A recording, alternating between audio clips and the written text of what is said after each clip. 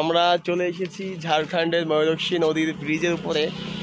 এখন আমরা ম্যাসেঞ্জারের উদ্দেশ্যে রওনা দিয়েছিলাম কৃষ্ণনগর থেকে, দিয়ে এখন ব্রিজের উপরে দাঁড়িয়ে আছি।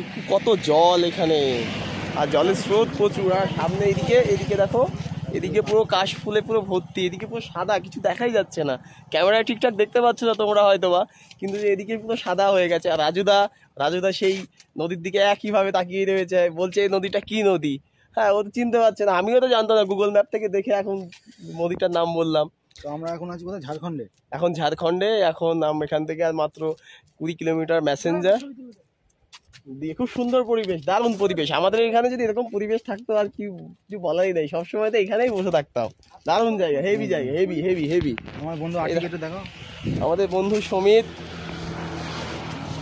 এই যে ভাইপো, এটা সমিত দাস ছবি তুলছে, ঠিক আছে, কঠিন প্লেয়ার, এক পিস, ঠিক আছে।